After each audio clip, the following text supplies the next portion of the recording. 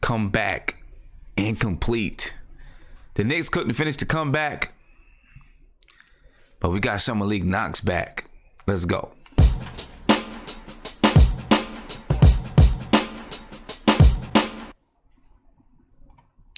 Knicks family, what's poppin', man? Well, I guess it was an okay game. It was a fun game, I guess. But we lost to the Cavaliers. I mean, and I don't even know if we should laugh at the Knicks for losing to the Cavaliers, because the simple fact is that the Knicks aren't good. You know, so are we? I don't know. We have one more win than the Cavaliers now. So it's really not too much of a laughing matter, the fact that we lost to the Cleveland Cavaliers. We are just as bad as the Cleveland Cavaliers. Simple as that. So, what are we going to do? Kevin Knox played well. Frank Ntilikina played well. There was no defense played in this game. Guys were just running up the floor, doing whatever it is that they want to do. It was ridiculous. Knicks came out with zero. I guess we had. I don't know if we had zero energy, but we came out and started playing New York Knicks basketball, right? Which is not a good thing. New York Knicks basketball isn't a good thing. That's usually when you say, yeah, we're going to play Knicks basketball, we're going to play Bulls basketball, we're going to play Heat basketball. Usually when you say something like that, it's a good thing. Not with the Knicks. Not with the Knicks. If someone says, yeah, we're going to go out and play New York Knicks basketball, most people are probably ask, well, what is that? What is New York Knicks basketball? Because we don't know. We don't know. There is no identity right now. We're just playing. We're just out there playing. It looks like that's what both teams were doing tonight. Just out there playing. And there was really no rhyme or reason to the game. They were just, whatever it is they felt like they wanted to do on the court, they did it. Hey, she said, Knicks balls, ISO ball. Well, I guess so. Knicks balls, ISO ball. We had 21 assists tonight. Knicks balls, ISO ball. Will we ever get rid of that moniker? I mean, will we ever get rid of that? I'm not sure we will. I don't know. I guess we'll see what the future holds. We'll see if the future allows us to get rid of that ISO jump. Listen, ISO ball is part of the basketball game. It's going to happen no matter what. It's going to happen at some point, right? Teams are going to play ISO ball sometimes. It doesn't have to be every possession. I mean, in that first quarter with both of these teams, it was like they just running up the floor, shoot, running up the floor, shoot, running up the floor and shoot. No intentions to it. Just run up the floor and shoot. That first quarter was like that.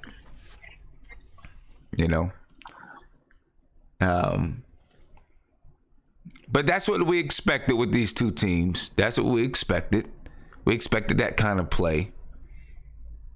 We expected that kind of play.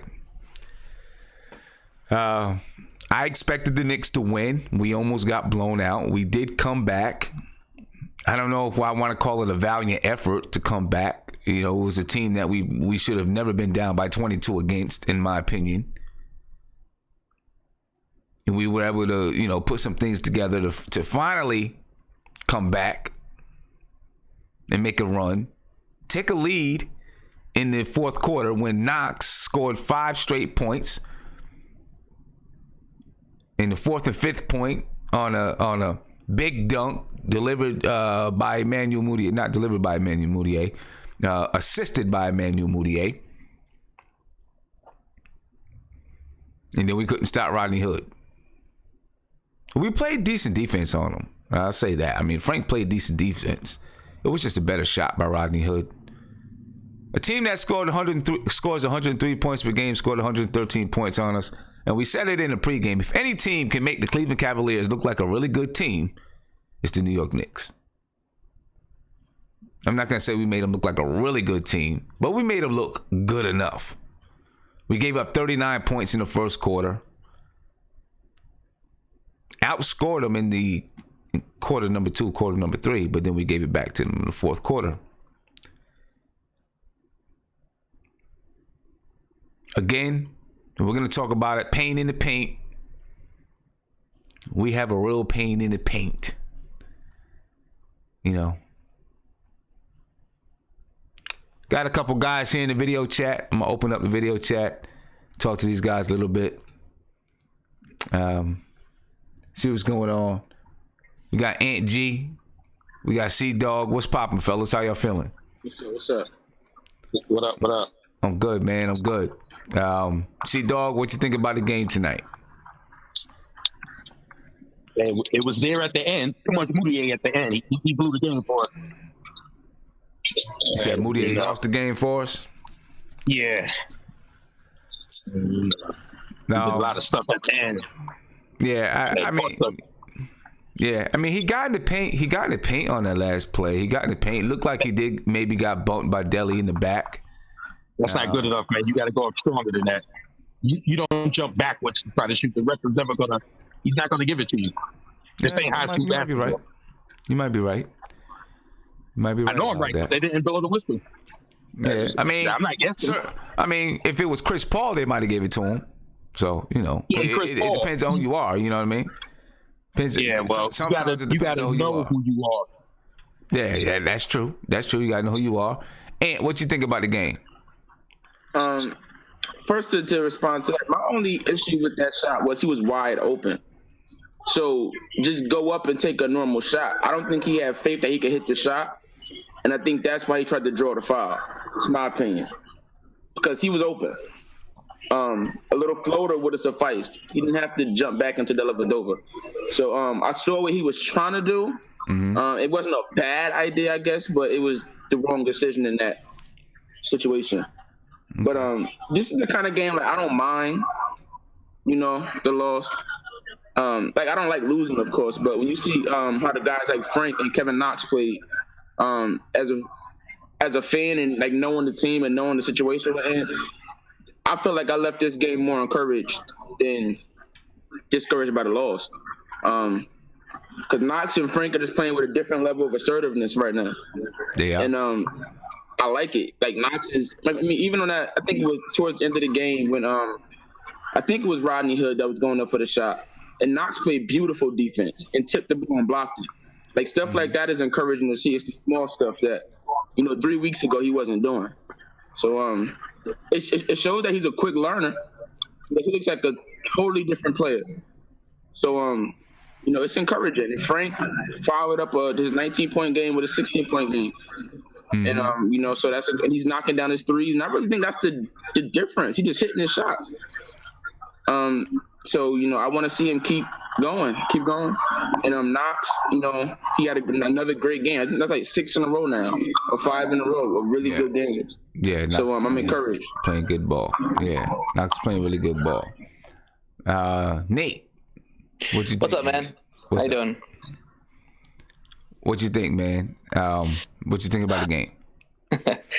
So many thoughts. I mean, honestly, we need to change the lineup up. We need to become more defensive. I mean, when you have Cantor, who's no shot blocking ability, and you have Hardaway, who everybody just wants to go at him one-on-one because they know how bad of a defender he is, and then Mudiay has trouble holding his guy and allows penetration. I mean, it doesn't surprise me that we got down 19 points in the first half. I mean, the effort wasn't there defensively. And quite frankly, Sim, I think it's just more the fact is that you have 3 guys that just can't play defense. You know, I mean, Vonleh's an okay defender, you know, and Knox is still a rookie, so he's still learning. So you don't have, like, quality defenders out there, and you're going to struggle, and it shows, you know. And I think Fizdale has to find a way to put Robinson back in the starting lineup because at least he gives some kind of presence at the rim. You know, nobody's afraid to go at the rim. Everybody just, it's like a layup fest. You know, at least Robinson can alter shots, or at least try to make it harder in the paint. You know, I mean, but right now anybody's getting what they want in the paint. Yeah. You know, I don't even know if it's just, you know, putting Robinson in there. But I'm saying he would help. He would help. He would help. He would help. You know, but you know, guys are still people are scoring at the rim at will, regardless of who's in the game. Guard. You know, regardless of who's in the game, people are scoring at the rim at will. You know what I mean? And it's frustrating. It's frustrating. You know, I'm gonna go over that stat, but it's definitely frustrating. You know, to continuously get killed at the paint. I mean, at the rim. But don't you? Let me ask you this question. Don't you think if you're a coach and you have a shot blocker out there who can at least alter shots or at least be a presence inside, don't you think you would rather have him in there rather than somebody who can't even jump off 2 feet?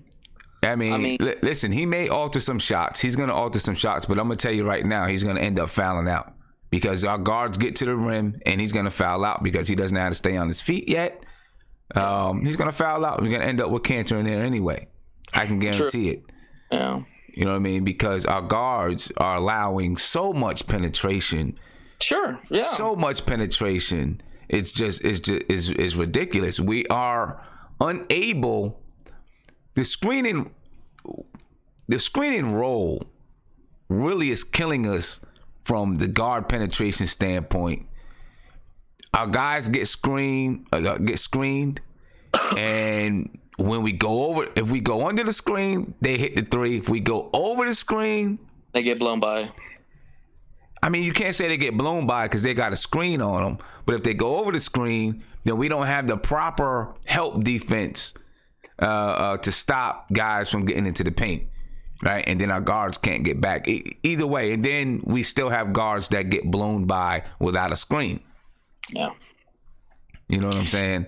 I mean, if I was Fizdale, man, I mean, I personally, I mean, you're never going to see it happen because we've already agreed that Hardaway is above everybody else on this team.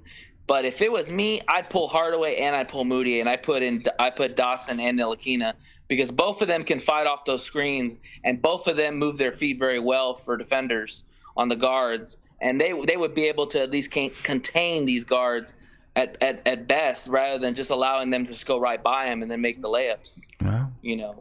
You see, Viv, what do you think, man? Sam, how are you doing today? Oh, I'm good. How are you? I'm good. So I just heard I heard most of Nate's commentary. So, you know, what were like the overall points? Did anyone else speak before Nate? Because I just caught the chat. Ant spoke. Sea Dog spoke. Okay, got you. Yeah. So basically, I'm not ready to make any changes to the lineups just yet. We got to take a big picture view. If we look at the big picture, right? Mm-hmm. The most important priorities of our season are really three players right now, right? It's Frank, it's Kevin Knox, and then it's Mitchell Robinson, and then everybody else kind of, you know, works their way up the totem pole in priority, right? Okay. So in the grand scheme of it all, like, did they play well? They played well. You know, yes, our defense is a problem, but whether you bench Tim and Mudiay, or whatever you do, you're gonna still have a defensive problem because they're gonna have to play eventually, right? So it's right. You know, right now we have a rhythm in a sense offensively. So, and there seems to have some sort of like a semblance of a rhythm chemistry wise. So, you know, I would run with this lineup as much as they can, and you know, defense is just going to be a problem this season, regardless of how we do anything. There's no way to avoid that. It's going to be inevitable. So, and you know, I'm not really concerned, honestly. Like I think you're right. Defense is going to be a problem for the remainder of the season. We know it. I just want to see some progress in certain areas. I mean, there's progress. It's going to be like, I think in this game, what killed there? A lot of things killed us, right? So if we look at it, Jordan Clarkson, for example, he had a ridiculous game, and that was kind of unreal. He just kind of got baskets anywhere. We got killed off, with a lot of weak side cuts. We got killed off, So it was a wide barrage of different items, but the most of our damage is kind of done in the first half. So really, our problem is energy level for more than say 2 quarters, right? Mm-hmm. And the question is, can they sustain? Can they play well enough to beyond 2 quarters? If you look at the second half, right? The second half we only gave up 48 points, which is actually not bad in the grand scheme of it all. It's just that first 2 quarters we gave up 65 points or something like that. So, but this is we always seem to have 1 quarter that just 1 or 2 quarters that just really throw us off. Right. And right now, it just seems to be the first 2 quarters. And this is what happens frequently. And earlier in the season, it was the last 2 quarters. I mean, yeah, that's a problem. But I think those problems stem from, just some deeper issues defensively, especially getting in the paint. You know what I mean? Just, right. Some deeper issues defensively that I'm not asking for it to happen all overnight. But I'm not seeing any. At least right now, we're 30. What's our record? We're 21, 21, 8 and 21. So we're 30 games into the season. Yeah. We know what our issues are defensively. Other teams know what our issues are defensively. And I'd like to see us working on some, are there some schemes we can do to try to, even if they don't work, just some schemes to try to fix it. Or to fix it for a game or something like that, or make it a point of emphasis. And maybe they do make it a point of emphasis and we just can't do it. I don't know. You know what it is, Tim? It's killing us. It's a couple of factors, Tim. It's, first off, the success of a defense doesn't really rely on, it doesn't depend on one player. It's a defense is a 5-man concept. And if one person is not able to defend, or if you don't have anything that protects or mask the weakness of one defender, you're just going to be in deep trouble. And the best defensive teams tend to, are able to have some sort of scheme where they can figure out how to mask, right? And usually it comes into some sort of communication, it just proper schemes, whether it's icing, pick and rolls, whether it's, X, Y, Z, they'll just do something, right? But the problem is those schemes take a lot of time to build up. And right now we're seeing that maybe they're trying different things, but they're just going to run into a lot of hiccups because most of these players just didn't play with each other. And when you don't play with each other, you're going to have a lack of communication at times. Right. Yeah. And communication is one of the biggest pillars of defense too. So right, that's the biggest. That might be one of the biggest. I don't even know if I see them trying anything different. That's my thing. Like we just had 2 days off where they could have said, okay, let's look at our help side defense in the screen and roll situation and really make this a point of emphasis. Obviously I'm not there, so I don't know. And maybe we just got stupid players that can't do it. I don't know. You know what I mean? Well, that's probably one of it. Other thing is, if it's a speed, it's a one-on-one matchup. I know Colin Sexton pretty much got wherever he paint, but he's a lot faster than Mudiay. So that was the toughest part. Even if you have players that don't get it, that don't get it mentally, mm-hmm. right? You see them trying. You see them trying. I don't know. I just don't know if I'm gonna take a look at the box scores and things like that. I just don't know if we're. I don't know. Are we trying to make any adjustments defensively? I don't know if we're trying to make adjustments defensively. I'm not asking us to be a world beater defensive team. I'm not asking us to hold teams under 100 points. I just want to see that we are making some sort of effort to make some adjustments on the defensive side of the floor. We gave up 113 points to a team that only scores 103 on the season. And this is continuous. It's continuous, right? And, we can say maybe we just don't have the players. We can say maybe we don't have, we have rookies. But we at least have to make the effort to try and make some kind of adjustments. Just even if it's just in the whole and just in the practice of it, just the practice of trying to make those adjustments, whether or not we can do it or not, whether or not we have the players that can do it, just trying to say, okay, since we're having so much trouble with the screen and roll, we're gonna try to trap high and negate the screen and roll. We're gonna try to provide more backside help. I don't know. Nate, I'll let you say what you're gonna say, and then I'm gonna get to the box scores. Yeah, Sim, I think you hit the nail on the head, man. I just don't think we have intelligent defensive players, man, because you see a lot of lapses on defense and, easy coverages that are just missed completely. Players are getting open or they're not communicating or whatever it is. And I would bet you that if you go and look at the stats since Mudiay's been the starting point guard, we've gotten worse defensively. I promise you that, because I don't think he's a very smart defender, and on top of that, Hardaway's not a smart defender. Cantor's probably a more willing defender than both of them, because guy actually tries. He just can't. He's not a jumper. He's not one that's gonna, be moving his feet crazy or jumping out of the building. He's a flat-footed guy. Yeah, I think that Cantor tries. I just don't think he understands when to rotate. He doesn't understand positioning well, and obviously he's not an athlete to make up for his lack of understanding. That's what I get. I'm not sure. We'd really have to go dig and look at the numbers since he's been starting. I'm wrong on that. I'd be shocked, because we were like a top 15 defense when Frank was starting at point guard. Now, offensively, we might have sucked, but I guarantee you, defensively, we were a lot better than we are now.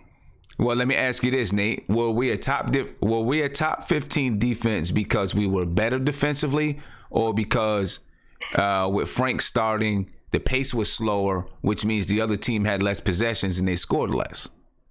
Well,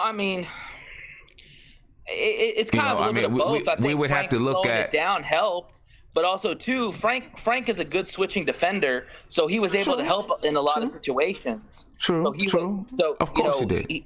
A lot of defenders we have are not switching defenders. They can't just get on somebody and guard them like they were guarding their man. I don't know if you saw in the game, Frank was trying to deny the ball from Deladova, and I thought that was pretty smart. You don't see that a lot from the Knicks players. Right. I'm not saying that. Obviously, I'm not saying that Frank is not a good defender. Clearly he's a good defender. He still has some things to learn on the defensive end, but I think that he's a very good defender. But you just never know. I think we just have a problem overall with our guards staying in front of other guards. We've even seen Frank get beat. We've seen Mudiay get beat. We always see Hardaway get beat. Hardaway consistently gets beat, man. Everybody who goes after Hardaway just knows that it's like barbecue chicken, man. They see Hardaway and they just go right at him. Yeah, and the issue is, obviously, like Viv is saying, it's got to be a team thing, because guards in this league, I don't care. You can have the best defenders in the world, and guards are going to be able to penetrate in this league because they're fast and their first steps are incredible. Right? And if you think they're not, I dare you, any one of you, to step in front of one of these NBA players and see if you can stay in front of them. Right? The speed that they have, their first steps are incredible, and it's almost impossible to stop. You're going to get some defenders that can get a stop here and there, but it's almost impossible to stop if you have an open floor. Trust me. If you have an open floor, if that floor is spread wide open and it's you and that guard, I don't know if there's anyone in the league that's going to stop someone like John Wall or the speed of Colin Sexton or Damian Lillard, right? Kyrie Irving. No one's going to stop those guys. And even guys that don't have that same cachet of name still have speed. That's why they're in the league. They still have speed. right? You open the floor wide and you have no help, you're probably going to get beat. I don't care who you are in the league. You're probably going to get beat because these guys are just quick. And the first steps are incredible. And, you know, so you need to have help side defense. You've got to have a team-oriented defense that can help stop these guards. You know, I mean, it is on the guards, and guards got to try to stay in front of their man. And we're going to do the best we can. And you're going to get some, you know, every once in a while, you'll stop somebody from penetrating by yourself. 85 to 90% of the time, you're going to get blown by if you don't have help behind you. You know, and you know, so how do we help? That's the question. How do we help? Right? How do we help our guards?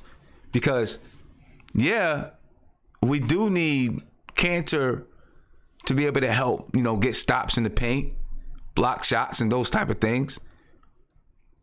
But if we can stop our guards from getting there, we can negate some of that problem. You know, and it's a tough situation for us right now. Honestly, it is. It's a tough situation for us right now on that defensive side of the ball. It frustrates me because I like to see defense. I love it when you shut a team down. You know, and we just win or lose, I get excited over tough defense. And listen, it ended up being a close game tonight.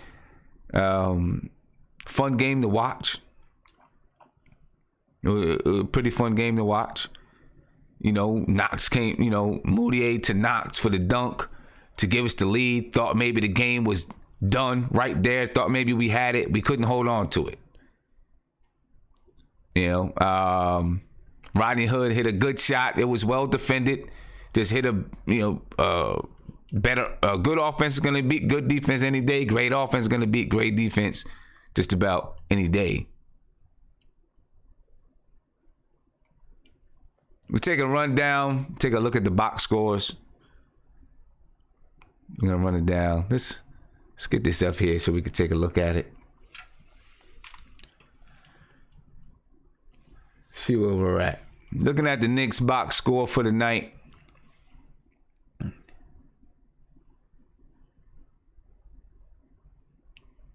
Noah Vonleh, 7 points, 5 rebounds.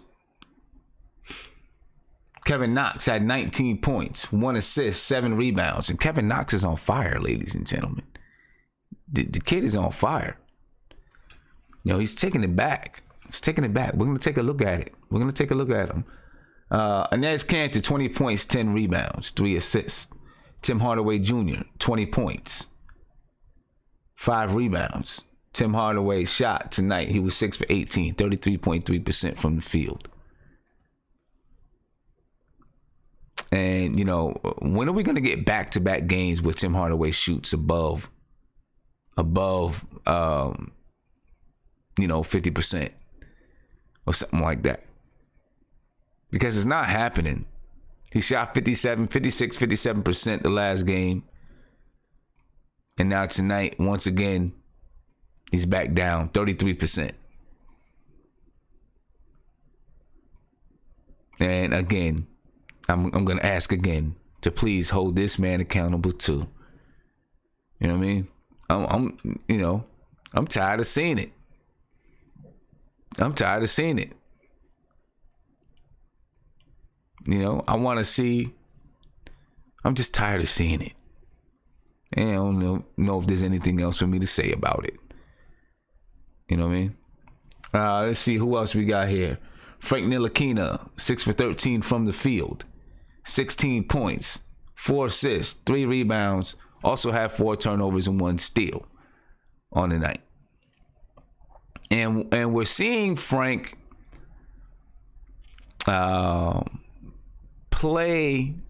shoot without a conscience.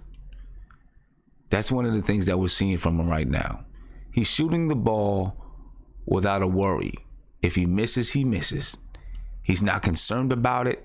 He's not worried about it. At least right now, he's not. Which is what people have been asking for from Frank. Right? People have been asking for Frank to play without being scared that he's going to miss. Shoot the ball without thinking. And we're seeing it. And it looks more fluent. You can tell it. You can tell that's what he's doing. Right? Because the shots are quicker. Once or twice, there were 2 turnovers that he had tonight. Frank seemed a little bit indecisive in where he wanted to go with the ball. Right? It happened to him. It happened twice tonight, in my opinion. He just looked a little bit indecisive where he wanted to go with the ball. He dribbled. He was dribbling low in the paint, and it was taken. All right, it happened in the first half, and it happened in the second half. Okay, but for the most part, he's been decisive. So you can still see that there's, he has that thought process a little bit, worried about, shooting so much. Right. And it's not going to leave easy, folks. That's his nature. That's who he is. So, it's not going to. There's still going to be times when you look and it's like, hey, go ahead and go get it, young guy. Right. There's still going to be times like that because it's in his nature. But the last few games, he's obviously done a much, much better job. Much better job. All right, Mitchell Robinson tonight. Mitchell Robinson only played 15 minutes. One for 2 from the field for 2 points. 1 rebound, 1 assist. It's Mitchell Robinson tonight. Luke Cornett played 7 minutes. Damian Dotson, 4 points. 1 assist, 1 rebound. Mario Hezonja, 2 points. Donuts after. No, he had 1 steal. Donuts after that. Ron Baker did not play. Coach's decision. Now, who killed us tonight? So was somebody, right? Jordan Clarkson had 28 points. Colin Sexton had 19 points, 2 assists, 5 turnovers. Rodney Hood, 23 points. Dan, guess what? Alec Burks didn't kill us. You predicted he was going to kill us. He didn't kill us.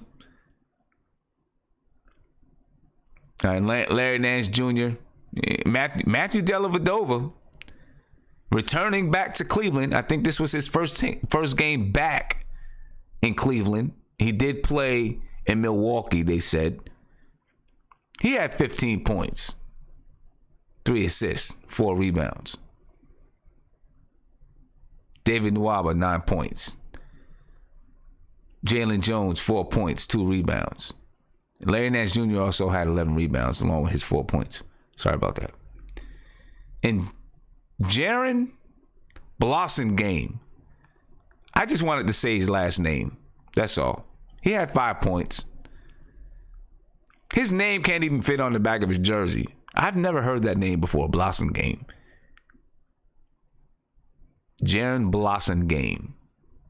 That's a crazy name, man. I'm not messing with my man's name. I'm just saying, though. Never heard that name before. So I just wanted to say it. The Knicks had 21 assists tonight. 43 rebounds. As a team, we shot 43.3% from the field. We shot 40% from 3. 12 turnovers. And like I said, again, 21 assists. The reason why we have low turnovers, in my opinion, it is a direct impact of ISO offense, ISO ball. In my opinion, Cleveland had 19 assists, only 12 turnovers, 51 rebounds tonight. They shot 47% from the field, 29% from 3. And of course, the Knicks, we got smacked in the paint. Of course we did. We got smacked in the paint. Not as bad as other nights. The Cleveland Cavaliers scored 48 points in the paint tonight. right? So, you know, obviously there's been other nights when, you know, teams have really, really lit us up in the paint. They scored 48 points in the paint tonight, but you know what? For the season, the Cleveland Cavaliers averaged 42 points in the paint. That's for the season. So we still let them score 6 points above their average in the paint. 6 points above their average. Because we're so horrible at protecting the paint. We're so horrible at defending guards, not letting them in the paint. Right? We have a real pain in the paint. A real pain in the paint.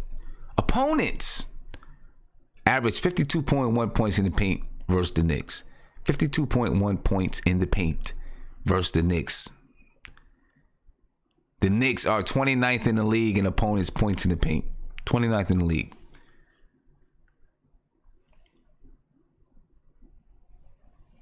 You know, that's for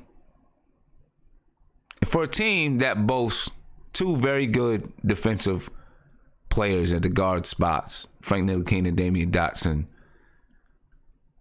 That's terrible. But obviously it has to do with some of our other players and our inability to keep guards out of the paint. I mean, if you look tonight, they're big men. The Cavaliers' big men. What did they do? What did they do? The Cavaliers' big men. Let's see. Channing Frye. I mean, we know Channing Frye is not, Channing Frye, the former Knick, Channing Frye, he's not going to be killing us in the paint. We know what he does. He shoots threes. That's cool. Right? They gave him a bogus tech. I will say that. They gave him a bogus tech in the first quarter, I think it was. When he contested and, he had a demonstrative response to a call. I thought that was kind of bogus, but I'll take it, of course. But anyway, the Cleveland Cavaliers, they're big men. Let's take a look. What did they do? Larry Nance Jr. had 11 rebounds, but he only had 4 points, 3 points. Right? Channing Frye, their center, had no points. Osman had 6 points. Burks, I guess forward, had 1 point. What'd they score from? Rodney Hood, 23 points. Jordan Clarkson, 28 points. Matthew Dellavedova, 15 points. Connor Sexton, 19 points. These are the guys that put points up.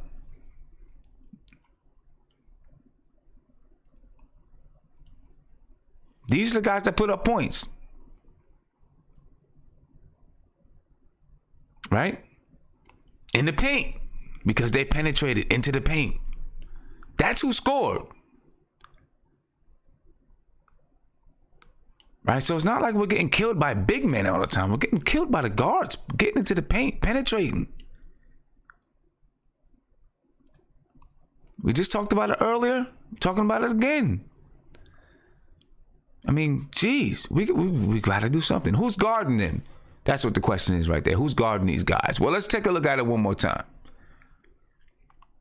Let's see. Colin Sexton. Who's guarding Colin Sexton? We'll start with him. Point guard. So that's going to fluctuate between Emmanuel Mudiay tonight and Frank Ntilikina. Matthew Dellavedova. That's going to fluctuate between Emmanuel Mudiay and Frank Ntilikina. Combined, Dellavedova and Colin Sexton had 34 points.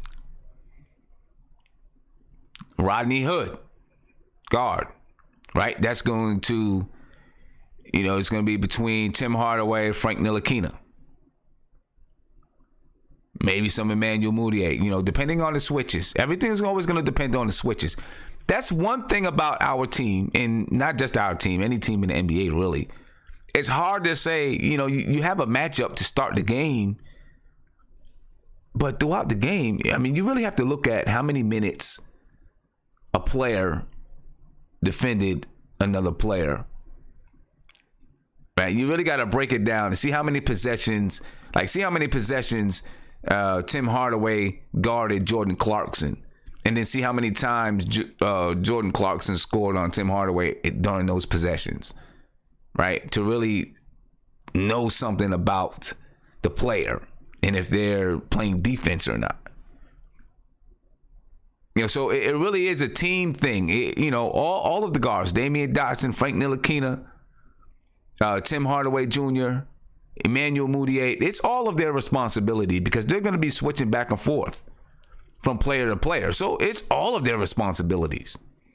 So it's hard to say, it's Timmy's fault or it's this person's fault, because all of them are going to spend time playing defense on each one of these players, because that's the way that Scott Perry's system, or that's the style of ball that Scott Perry wants to play.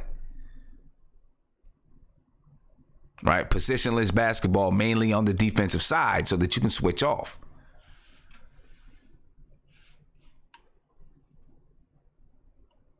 But those are the guys who are guarding them.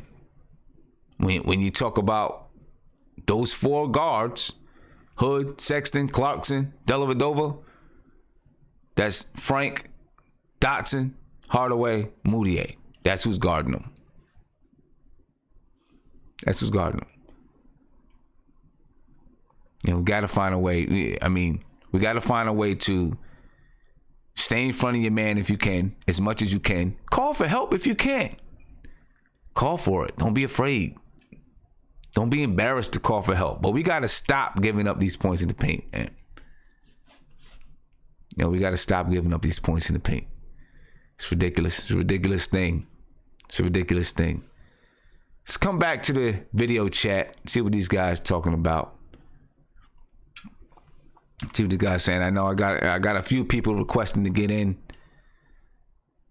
So we're going to see what's happening up in here. All right, let's see who we got. Looks like we got Mark Sea-Dog coming back in. Thought we had Mark. All right. We're going to talk about Kevin Knox. What's going on with Kevin Knox?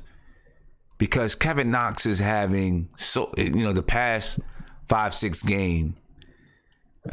Kevin Knox is really, really, really playing well. Viv, man, what are you seeing from Kevin Knox? Awareness and energy and just a purpose out there. Just those three words, energy, passion, purpose, passion. And in my opinion, I think like he just knows where to be out there now, and he feels a lot more comfortable with what he's doing. Mm-hmm. And you saw it today. He had actually I wasn't a big fan of him starting today over. I liked him on the bench, so I liked the camaraderie a little better, but he kind of picked up things in the second half, and I just felt he's a lot more confident out there, getting his own baskets. He's trying to add a little more variety to his shot arsenal, whether it's going into the paint, whether it's taking some threes. I mean, it's a work in progress, so it's not perfect, right? So he still has things to work on that end, especially driving on the weak side. That's one thing, but he's crashing the boards, which, I mean, although we did get out rebounded, I believe. We got out rebounded tonight.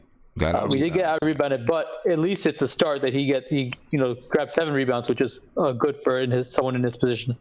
And right. He's playing minutes, and he's showing some he's showing a little purpose out there on the defensive end. I do like the 2 blocks he had out there. He's a long forward, and he's 6'9", got a 7-foot wingspan, so you should take advantage of that. And I did like the blocks. I know he had the nice little block off the backboard. I would have preferred that to be relayed to someone else on the break, but I'm not going to be too picky. At least he's blocking shots. Right. Exactly. At least he's getting some blocks for us. Now, I feel like defense is another story. We can talk about that another day. So. Yeah, well, I mean, we'll talk about what he's doing offensively, and then we can jump into what he's doing defensively too. But I feel like he's understanding the speed of the game. I feel like he's understanding the speed of the game, and he's understanding his speed, right? Yeah. And how to maneuver and how to play the game using his speed compared to the speed of the NBA on the offensive side of the ball. Because what I noticed earlier in the NBA, earlier in the season, is there were times when Knox would want to penetrate, right? He'd be on a break, he'd want to penetrate, and the hole would close up for him real quick. Right, and then he didn't know what to do. I think he was just so scared of the ankle, and he didn't want to really force too much early on. And that could have been as well. I think he's realizing, though. He's better realizing, understanding that hole is going to close up. So maybe I need to pull it up. Maybe I need to do this move or that move, right? Because he can see it a little better now. And he said it. He's seeing the game a little bit slower now. Starting to see it a little bit slower, right? And of course, that's always going to help you. If you're starting to see the game a little bit slower, it's always going to help you if you're starting to see the game just a little bit slower. He's shooting the ball. He looks more confident shooting the ball. Right. And he doesn't looks like he understands a little bit more what to do. Just in whatever type of whatever sets that Fizdale put out there. It seems like he understands that a little bit better. And when you understand it a little bit better, then clearly you're gonna play better on both sides of the floor. You know what I mean? Let me hear what. I think 100%. Yeah, let me hear what Mark has to say, because I know, Mark got something to say. Yeah, he's sitting there. He looks sad. You lost your dog or something? You look sad. What's up, Mark? You all right? No, I'm fine, man. We just lost the game where we could have had, and it's just the way we lose is just the Knicks way. Exactly. Typical Knicks way of losing. Oh. Hold on. Yeah, you had to mute that. There you go. Yeah. My bad. You got me? Yeah, you're here. Go ahead. All right. So like I was saying, we have to work on the last line of defense. Because these point guards are just flying down the lane. Our last line and our first line of defense. Our point guards gotta make it a little bit more. Listen, like I said earlier, guards in this league are fast, and it's hard to stop them. But you got to give a little bit more of a challenge than we are. Yeah, the resistance wasn't there tonight. But you know what I want to say? What's that? Knox played with some oomph tonight. I like that. I mean, he's been playing with it the last and few games. My favorite thing from tonight was, if y'all didn't see the way Dave Fizdale reacted, it just felt so great. It felt I couldn't stop cheesing. Yeah, I seen it. But you know what's so crazy? As I was watching the game, at the end of the game, I called it that Rodney Hood was going to make that shot, and that's what pissed me off, because I called it before he made the shot. So that's why I'm kind of pissed off right now. I mean, it was, it was a decent shot. It was a good shot. I mean, it was defended well. It was defended well. He just made a good shot. And the thing is, it's like, I tried to be nice with Mudiay. But why does he double adjust when he don't have to? Because that's why he don't get calls. Refs are never going to call if you double adjust. Mm-hmm. And him doing that cost us the game. And sometimes that ball should have been in Knox's hand. I swear to God. I mean, maybe. But because after the dunk, the momentum was there. He was feeling good. He was definitely feeling good after the dunk. And listen, I guess, there's a time you say, okay, we're gonna trust it to our young guy to see if he can pull it through for us. Why not? Right? Why not? I don't disagree with you. Why not? He had the momentum because he hit that big three to put us in 2, and then that dunk to tie it. So I felt like it was right for him to get the ball at that moment, but Mudiay was holding the ball to him. Right. And let me tell you what. Clyde Frazier, talked about a lot of the game, how out of timeouts the Knicks execute well. Oh, great. But we wasn't tonight. No. We weren't tonight. We had 2 big plays where we didn't execute well out of timeouts. That pass by Mudiay, and and this is a team where you were hoping that we would execute well. A team that isn't good defensively, and we couldn't execute well coming out of a timeout. It is what it is, man. This is who we are. But back to Knox though. Back to Knox though.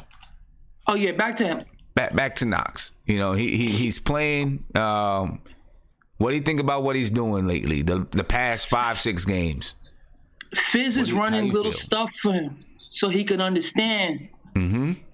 But I was hearing on the telecast that I wasn't thinking in the beginning he had to adjust to his speed. But you can see that when he's on the break, he's looking now. He's looking now to make plays. Exactly. He's looking to see. He's looking to see what's out there.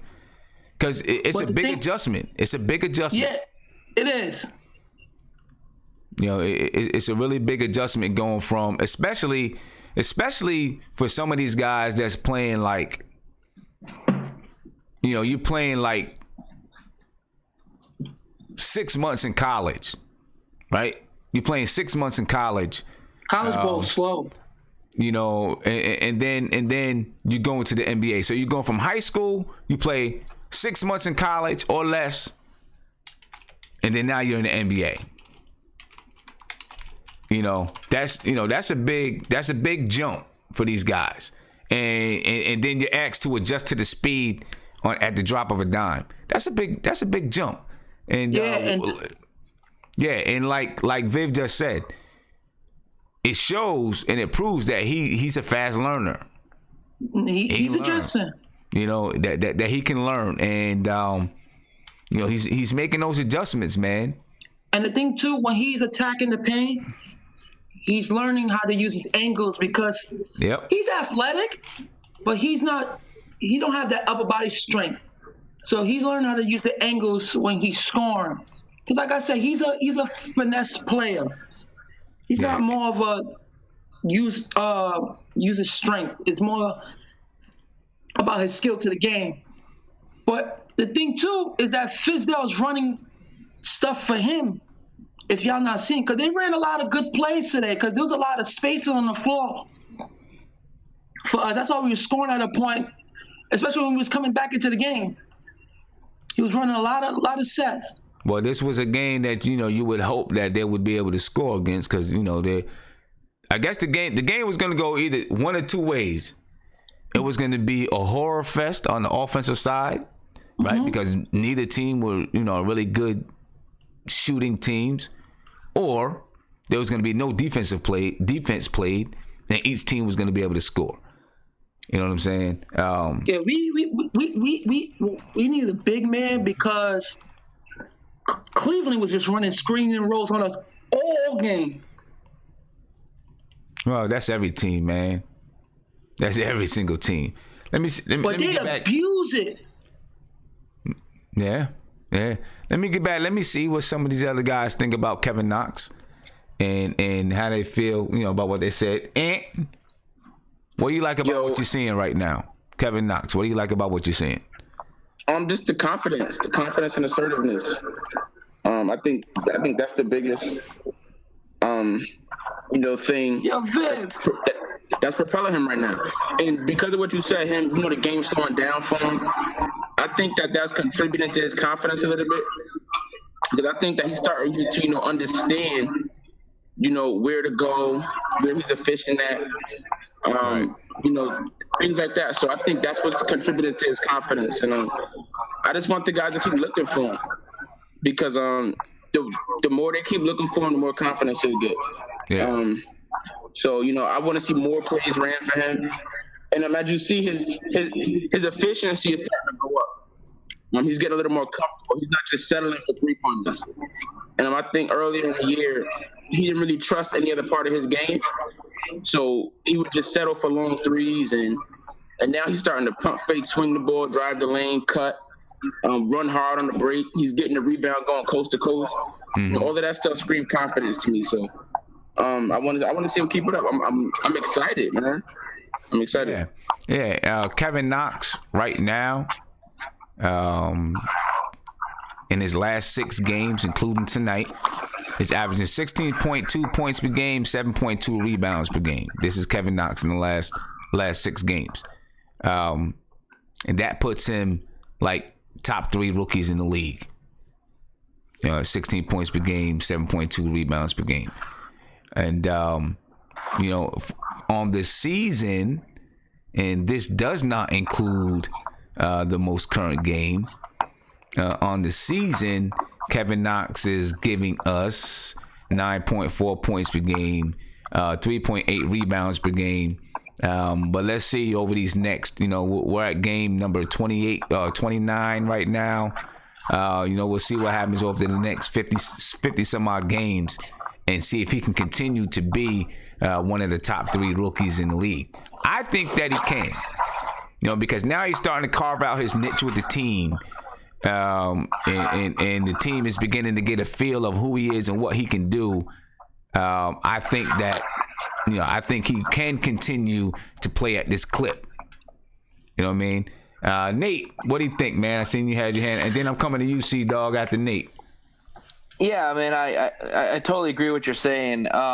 He's not thinking. He's kind of just going with it. He's taking what the defense has given him, both him and Frank.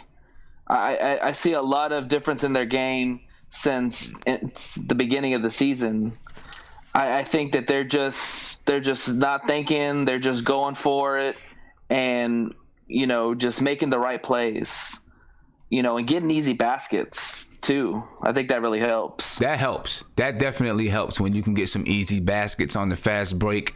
It really helps Kevin Knox, and like any other player, but the fact that he's 6'9" and can initiate the break, it really helps him out, because he can, like you seen today, right? You seen him today. He gets the block, then he gets a rebound, and he can go coast to coast and score.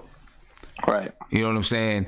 When you have when someone can do that, it can, if they're in an offensive stupor, the fact that you can go coast to coast and get a layup definitely helps you out. And I think Mark is right. I think they are looking at different ways, intentionally trying to get him going a little bit more as well. Yeah, definitely. C-Dog, what do you think, man? What do you like? What do you like you seeing about with Kevin Knox? It seems like they opening up the floor more so he can make it to the basket, because he was getting to the basket before, but he was throwing up a lot of bullshit shots. Now he's getting to the basket without the help getting, and he's actually taking it to. So, and he's making a jump shot. He's making them jumpers. Right. I always thought he was confident, but it just seemed like the double team would get there and he would just throw it up. He ain't had no plan B. Yeah, and he's still. I would still like to see him extend himself to the basket. Like, he's still, to me, he kind of shorts it. He doesn't extend all the way to the basket. But he'll. I think he'll get there. Like his arm, like when he's going up for when he drives to the basket, he's going up for a layup or whatever. I don't always see him extend all the way to the basket. Sometimes it's like he stops short to let it up over top of the person. But that's development. That's development. And I tell you one thing. He finishes way better than Mudiay already, and he's only 19 years old. Yeah. And he finished better than Hardaway too. Well, he takes better shots than Hardaway as well. Hardaway. Hardaway. Everybody takes better shots than Hardaway. Hardaway. Hardaway's always on something. Whole team. Yeah. For some reason, they got to live with the dude. I say they don't have to live with him. When you got Tria and Dotson, you can have both of them playing it too. They could get rid of Hardaway. I mean, they could. I don't know. Actually, I don't know if they can. If they would find a taker for Hardaway. He's shooting too bad. If Hardaway wasn't shooting as bad as he is shooting, I would say they could find a taker. But he's shooting. To me, he's just shooting too bad. I don't think they're gonna find a taker for him. Not with the amount of time he has left on his contract. He was shooting decent at the beginning. That was the time to move. When he was like 44%. Yeah, I would have traded him right he was there. like 43, 44%. I would have got rid of him right there. Yeah, and I guess they were looking to see, was he going to be able to keep it up, and clearly he's not able to. And I don't know if it's going to get any better. What's up with them? With the tickets for Martin Luther King? They're still available. I can't find the link nowhere. I'm trying to get 6 tickets. You go on my website, nothingbutnicks.com/NBK events. Okay. All right. Yeah. Go on in and check it out. But before you do that, just send me an email so I have your email address. All right. Before you get off here, send me an email and I'm gonna email you back. All right. All right. Yeah. Let me get around. Viv. Mm-hmm. How you feeling about Frank the last 2 games? Hold on one second. So Frank was. I love the passion. I love the decisiveness that he's bringing out there. He's a lot more comfortable. He gets a lot of easier. He's getting a lot of easier shots, and he's not hesitant on shooting. He hasn't had any of those hesitant type of shots. He doesn't have like very slow rhythm anymore. And I like some of the passes. There are nice little crafty passes there. I know someone's going to mention, he had 4 turnovers. I know the 4 turnovers is not good, but I would rather have him commit turnovers trying to be aggressive than not committing any turnovers and just not being aggressive out there. So I will take the sacrifice there. I know some of the turnovers weren't good, but they were in the purpose of trying to be aggressive, so I was all right with it. Okay.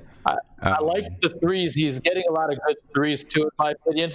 I like the one near the end of the third where he was in, I think, the left side, left corner, and he got the 3. I think maybe or someone near the pass there. He'll always get those opportunities, so he should continue to take those shots. Yeah, and he has a good form. He was taking the shots before, he just wasn't hitting them. Right, and I think it was just because he was very slow. If you looked at the release, there's no purpose. Now there's a purpose to the release, so he's even like holding a shot a little bit, just gets a little hard to it, and there's a You're breaking up some. Yeah, you're breaking up some, Viv. Sorry, Sim. It's like going in and out. Yeah, I was just saying there's more purpose to his shots too. That's why I think he wasn't making it before, because he wasn't shooting it with confidence and purpose, and now he's doing that. Right. Yeah, he's definitely. Yeah, he's not thinking about it. He's not afraid of it. He's not afraid of it. He's probably more afraid not to take the shots now because he was benched. he's probably more afraid not to take the shots than to take the shots and miss. Yeah, to an extent. But, I mean, I don't think he's afraid, period. So he's taking shots and he's showing that he's making them. Even the shots he missed were close shots. They're in and out. Yeah, so this is what I'm going to be looking for. Well, I do have a question, though, that I'm going to ask you, and I'm going to ask everyone in the chat. But what I'm going to be looking is there's going to come a bad game, right, where he's not hitting the shots. Guarantee it. I don't, clearly we don't know when, but it's going to come. There's going to be a game where he's not hitting. And then we'll be looking to see how does he respond, right? Does he play tentative,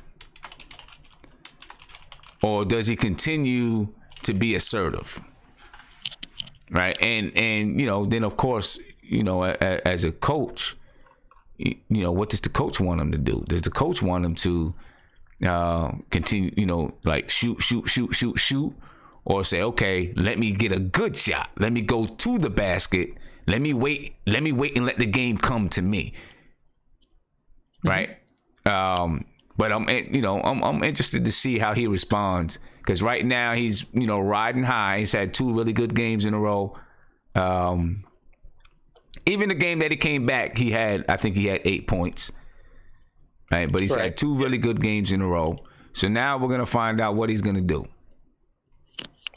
You know what I'm saying? What's he gonna do when he has a rough game? Is he gonna fall back into being shy, or will he continue to, not be shy? We'll see. Well, just because he has a rough game scoring wise, if he can't make shots, he can still be aggressive on other ends. Even on offense, he can be aggressive on the pick and roll. He can call more. He can get those passes off. He can still do that even if he's not shooting well. Yeah, that's true. He can. I mean, we'll see what he does, man. I do like the fact that he's playing more aggressive or more assertive. Mm-hmm. Let me ask you this, and I'm gonna get around to everybody. Do you get afraid that he's going to become an isolation player? Because this is what's being, it feels to me like this is what's being said to him. You've got to shoot. Is it going to develop him into an isolation guy? He took 11 shots tonight. No, I'm sorry. Hold on, I'm looking at the wrong thing. Frank 13 shots, right? Took 13 shots tonight. Right. What do you think, Viv? Does that bother you at all? If he continues to shoot at the clip that he's shooting, how many minutes did he play tonight? He played, let me see, 23. Frank played 23 minutes tonight. He shot 13 times. If he continues to go at this clip, if he plays 30 minutes, 35 minutes, he might be shooting 20 to 22 times. Is that what we want him to be? So a lot of these opportunities right now are coming because they're leaving him wide open. So when he's open, he's taking the shots, which he should be taking.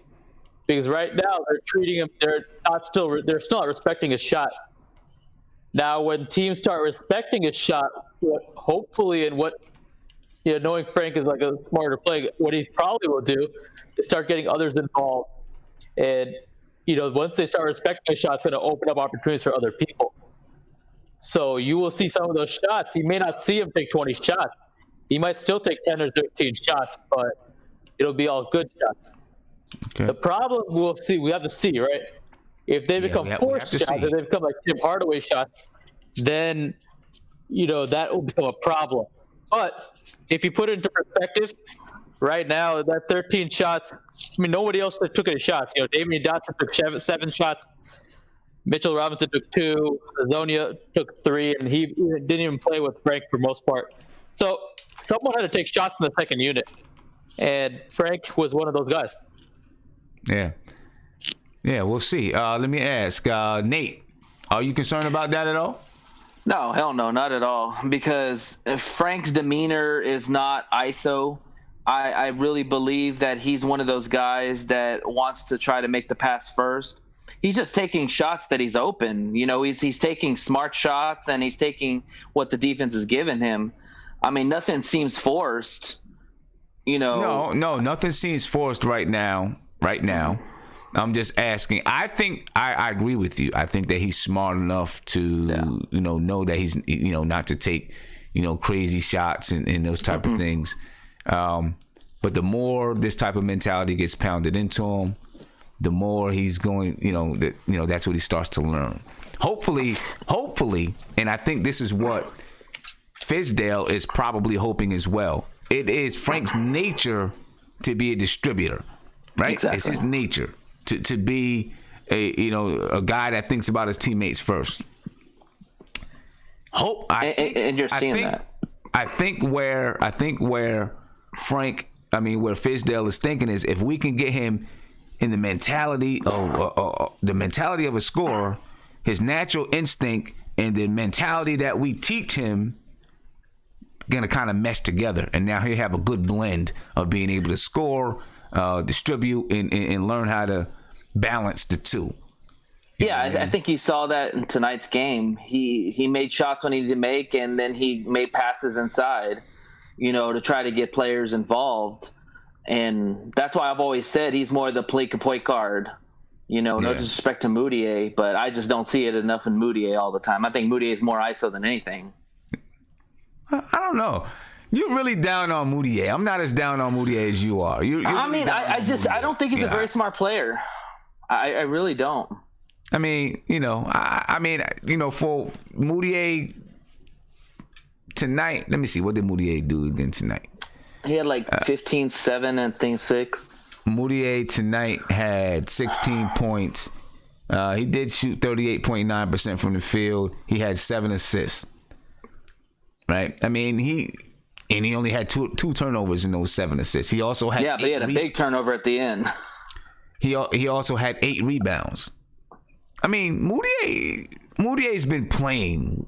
He's gonna have some good games and bad games, but he's been playing decent basketball. I'm not as down. I'm not saying he hasn't. I just think there's more poise in Frank than Mudiay at times. I think if Frank's in that same situation at the end of the game, he don't turn over that ball like Mudiay does.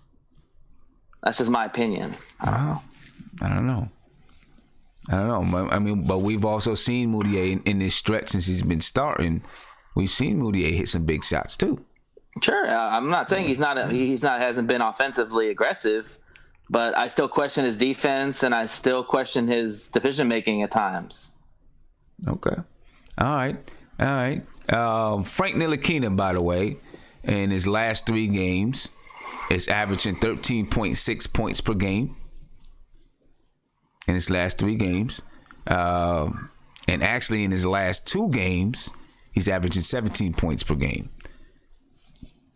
in his last 2 games. So we'll see if Frank can keep it up, and if he can begin to mesh, this newer mentality of, I'm not gonna say shoot first, because a lot of his points, he's gotten some open threes, but he's gotten a lot off of the screen and roll and being able to attack off of the screen and roll, score off of the screen and roll, with that little mid-range shot. So we'll see if he can continue to do just that.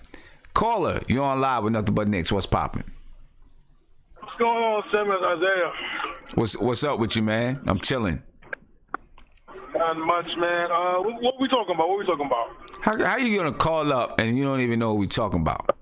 Because to tell me what's going on, I can give you my expert analysis. How you gonna? I mean, we could be talking about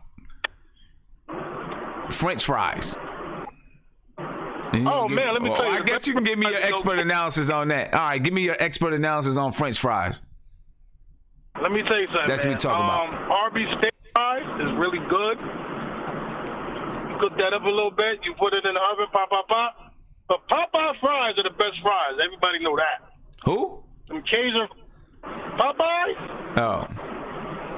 But the Cajun fries is the best fries. I'm telling you Okay. right now. You know what I'm All right, man. we talking about what's going on? Frank averaging 13 points per game over the last 3 games. I love it, man. I love it. I love what I'm seeing from Frank. He's doing more than what we asked right now. He's scoring. He's being aggressive. He's looking for a shot. He defended. I love what Frank's doing, man. I love whatever.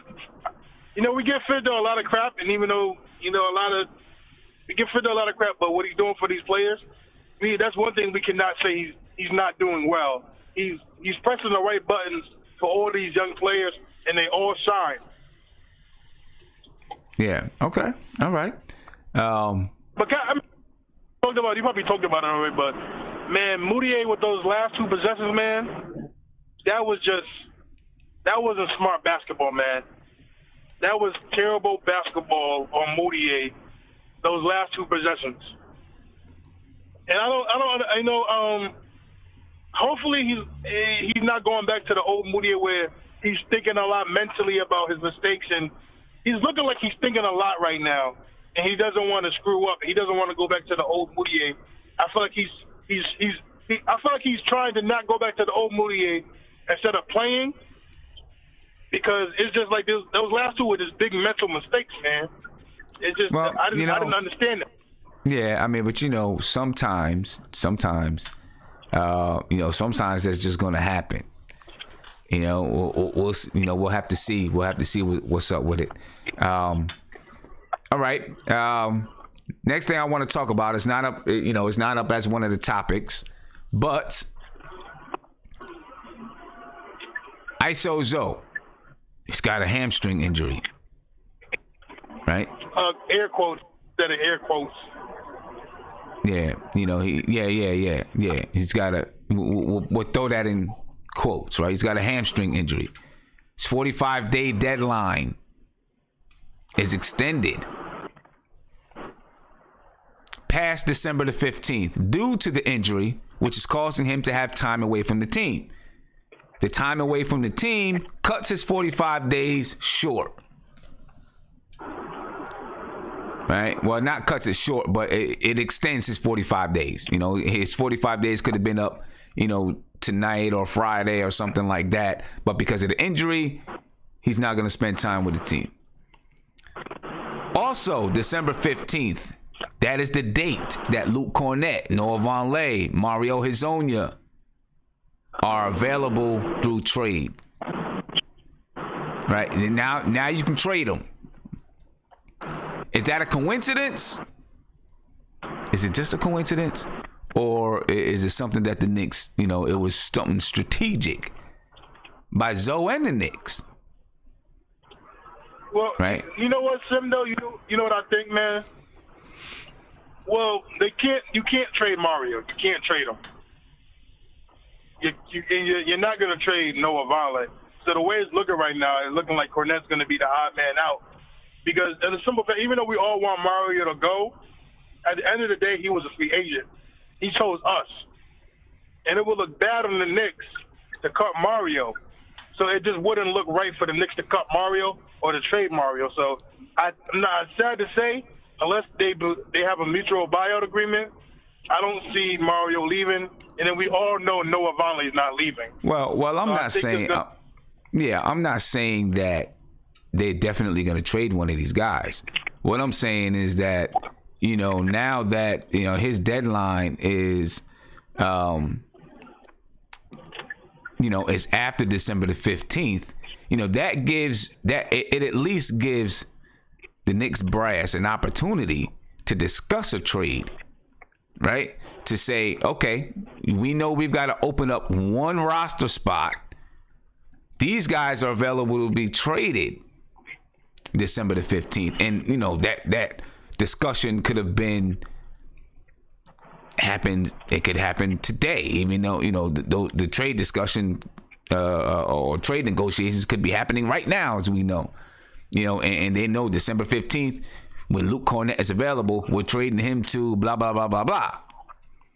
You know what I'm saying? I mean, to me, it seems like it was something calculated. Not that they're going to trade either one of those guys, but at least it gives them the option.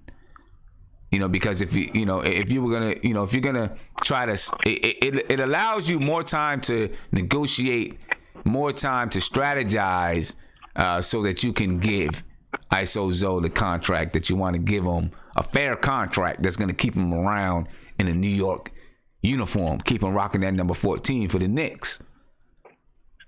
You know what I mean? I'm gonna go to a video chat, man. I'm gonna let you finish driving so you don't get into an accident. Yeah, I'm gonna hop on the chat when I get home. All right, man. All All right, peace. Let me see. Let me come to you guys, man. Ant, what do you think, man? Yo. Strategic? Was it strategic? Was it strategy? Yeah. This is always hard, man, because but are they being extra precautious? I think so, just for the fact, that it helps them out. So, I think it was somewhat strategized. I think they saw the opportunity and they took it. I don't think it was something they planned, but I think it, on their behalf, for like a business move, is smart. Yeah, very smart. Really smart. That's how you do it. That's exactly what you do. Very smart. You know what I'm saying? You take I do have to say, you got to talking about Frank, right? And they had made a comment about Frank and Mudiay, and I want to cut Mudiay just a little bit of slack. Just a little bit of slack. That inbounds play was not his fault. One, nobody came to the ball. I think Cantor kind of botched that. That wasn't really Mudiay's fault. And I think Mudiay had to be on the court because Frank is not a confident ball handler. When he's handling the ball and making passes in pressure situations, as of now, he hasn't showed to be to make great decisions all the time. He gets stripped. He makes lazy passes. So I want to just cut Mudiay a little bit of slack. I think he was necessary on the court at the end of the game, and I think that's why Fizz had him out there because Mudiay is actually the more steady ball handler than Frank. Frank is more robotic, but Mudiay is a steadier ball handler. He's steadier. He's steadier. He's got it's stronger. It's a much stronger ball handle. Yeah. Yeah. Okay. Mark. When you watch the Clippers. Yeah, Mark's talking. Mark. Hey, Mark. Yeah. Yeah. You got me? Yep. Let me ask you. What was you saying? With Allonzo Trier, the whole thing with Allonzo Trier's contract, 45-day, that 45-day deadline is approaching. Now it's extended to past December the 15th due to his injury. Was a strategy by the Knicks? Or are they just taking advantage of the fact that, he suffered an injury so close to his 45-day deadline? That's anybody that lives in the United States. You're gonna take advantage of what is given to you. But I'm not worried about him not getting signed. He's going to get signed because one of these other players is going to get cut.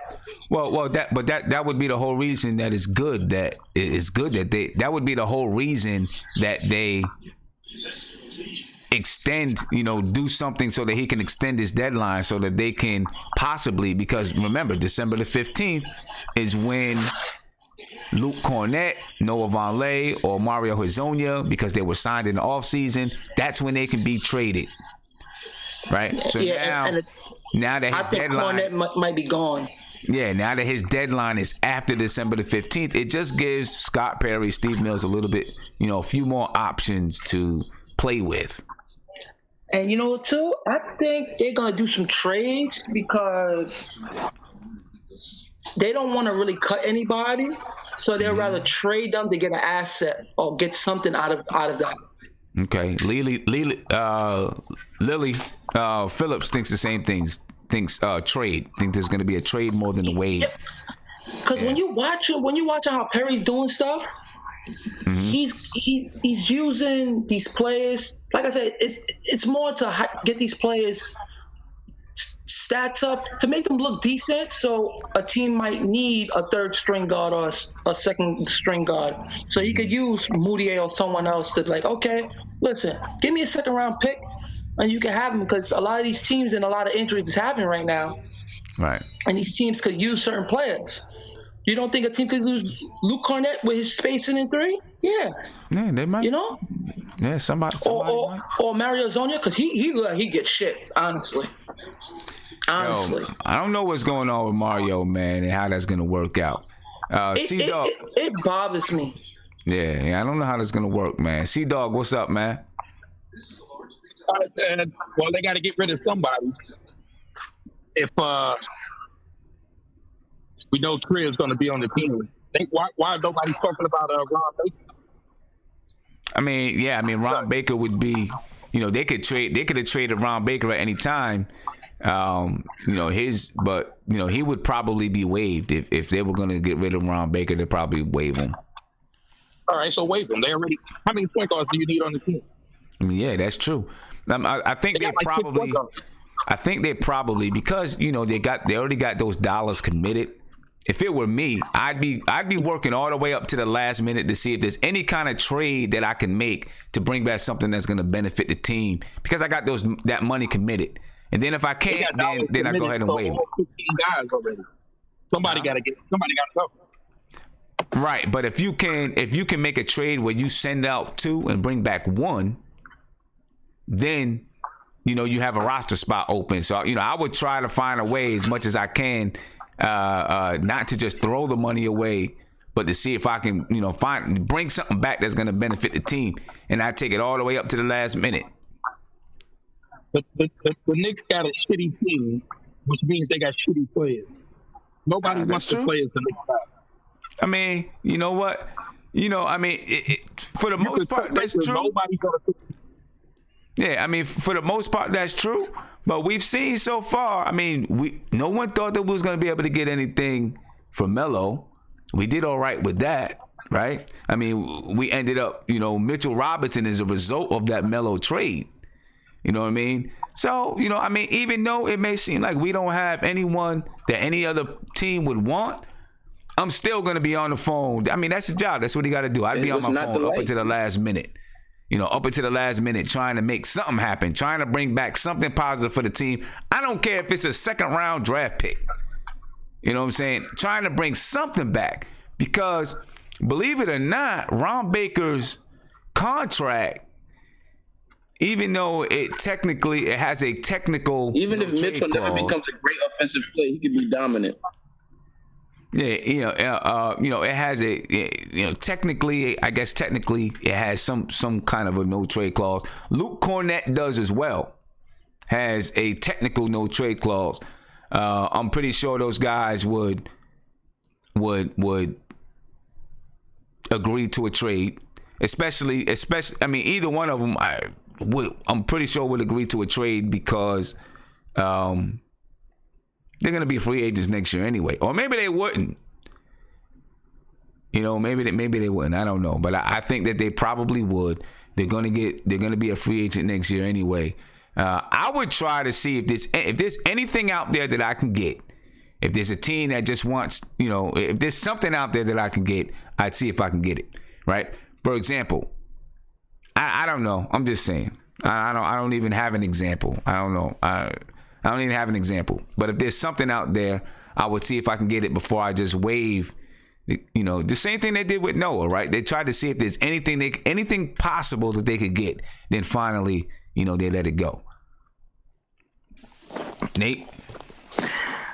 Okay, so I might be in the minority on this, but right. I personally think they should do everything in their power to try to trade Trey Burke, because he has the highest value on the team. And I could see we could possibly get a second round pick for him.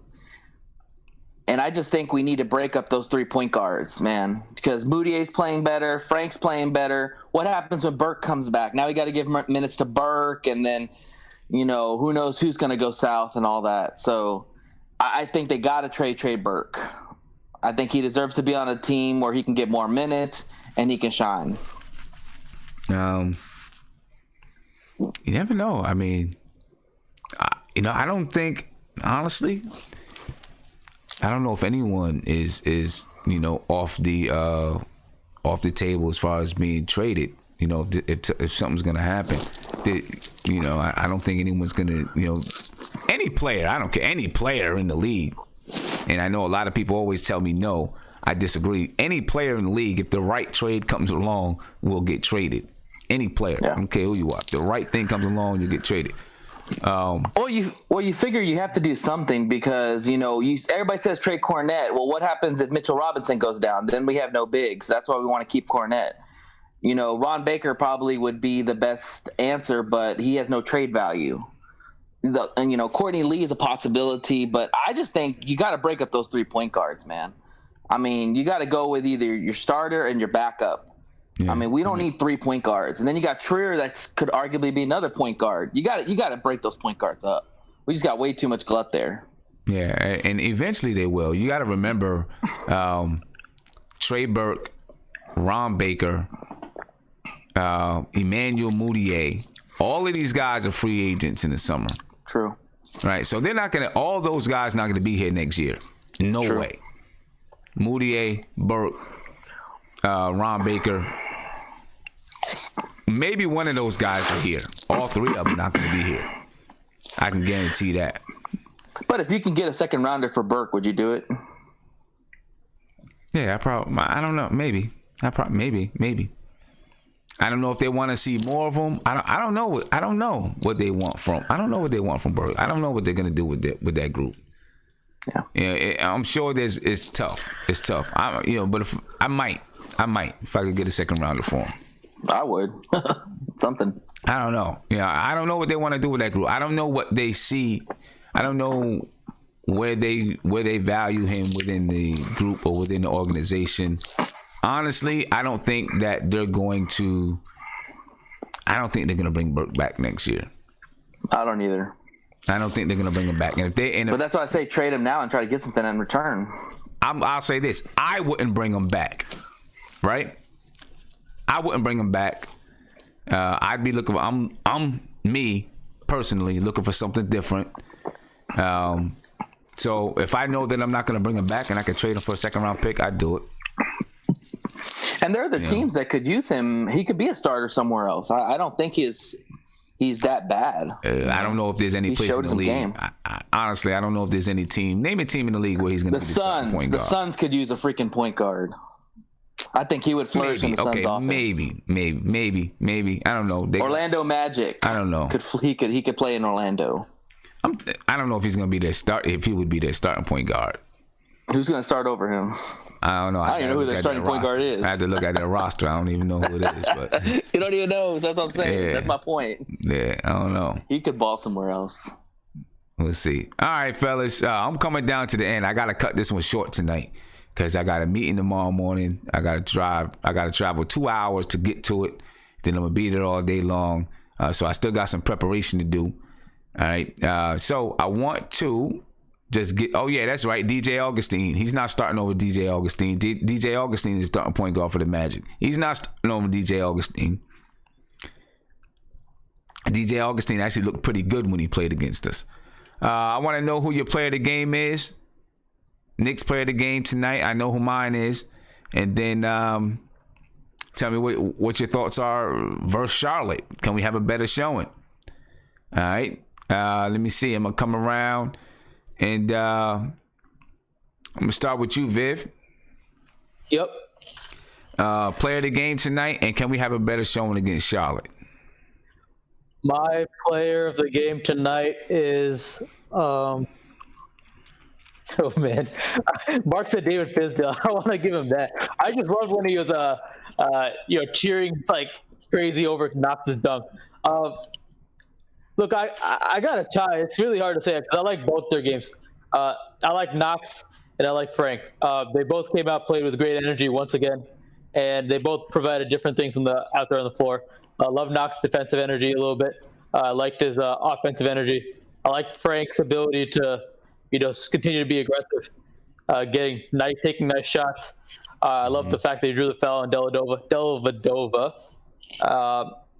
And yeah. Both of them did well for me, so they're both my co-players of the game. Against Charlotte, I think.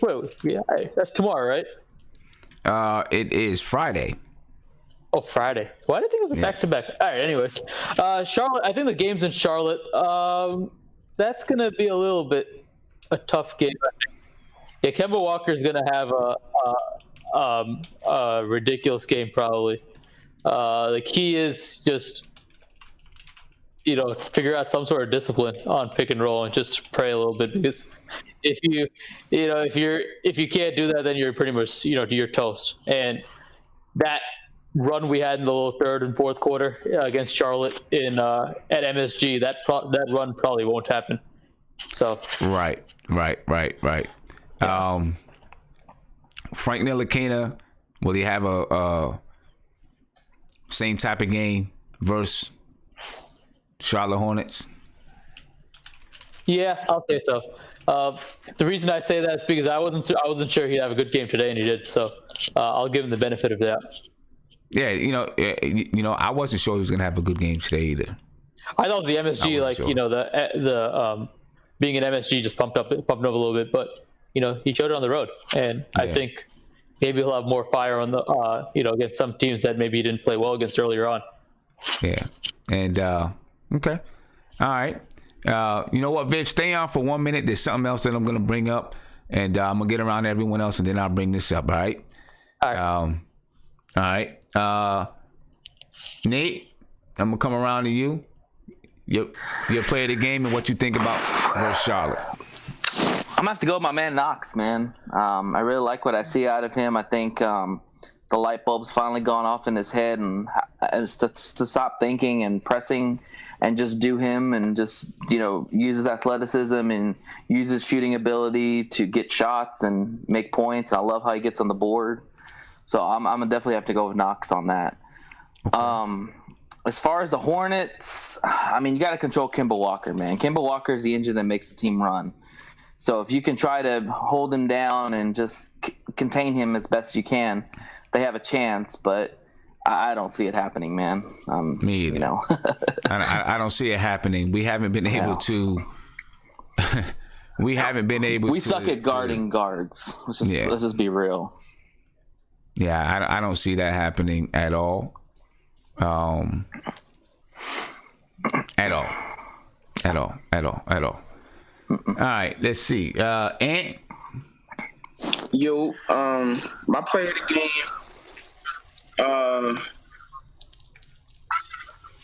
I'm gonna give it to Frank. And with Charlotte, I mean, this is the kind of game I guess I could see us winning, but I think Charlotte, they won 14 games so far this year, and they won 11 of them at home. So so they're a tough team at home. Kemba's really good at home. So it'll be a battle, but one thing, I mean, to win this game, we got to come and we have to defend the pick and roll. We have to. This is a game where I can see Cantor not being that useful. We may see a lot of Mitchell Robinson and Vonleh at the 5 in this game. Because if not, I mean, Kemba Walker, he's going to kill Cantor in that pick and roll. So we can't switch so easy. We got to fight over screens and stick to our man. None of that switching. And, Tim has to, start to knock down some shots. We're going to need Tim to knock down. We're going to need Tim to be MSG Tim. So I think if we do all those things, we could win. We have a chance. Is there an MSG Tim? There's really an MSG Tim? I said, is there really an MSG Tim? I'm not sure, man. I mean, Tim is different than MSG, man. He has some off games there too, but there's a different swag he plays with an MSG. On the road, he's like, he's not special at all on the road. So, yeah. All right. Hey, do me a favor. Just stay on. I want you guys. We're gonna listen real quick to. We're just gonna listen real quick to Emmanuel Mudiay. All right, and what he had to say about what happened in the last inbound play. All right, we'll get you guys' reaction to this.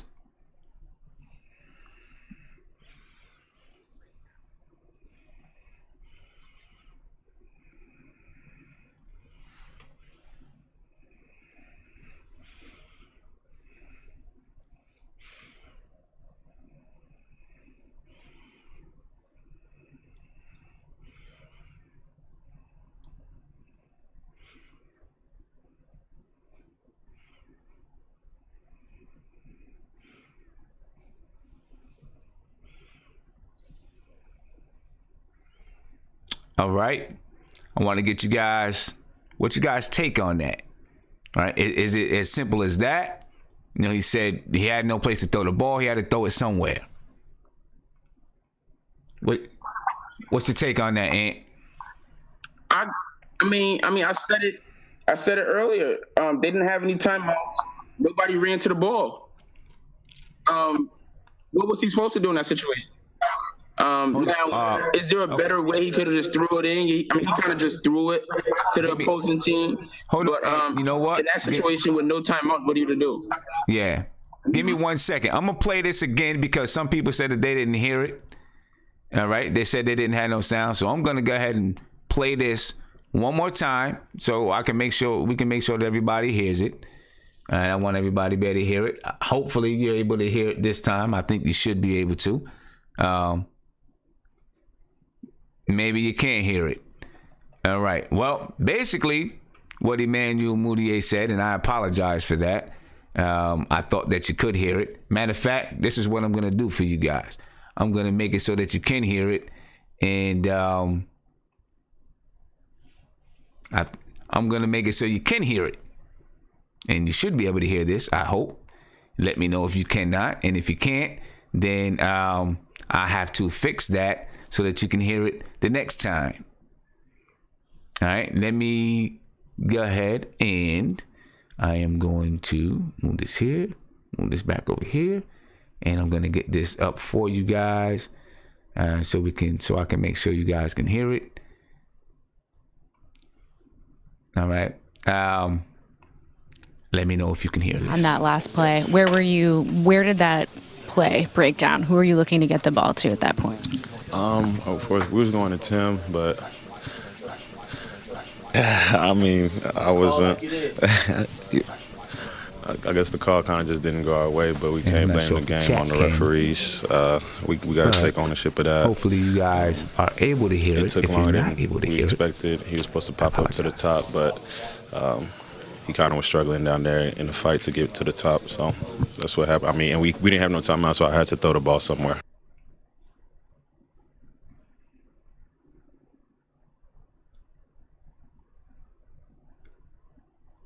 Well, I guess you guys can't hear it. If you can't hear it, you can hear it.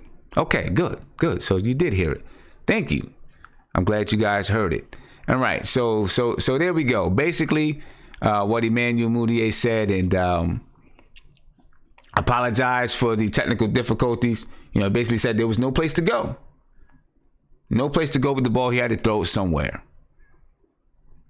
All right. He threw it last days ago, though. What'd you say, Mark?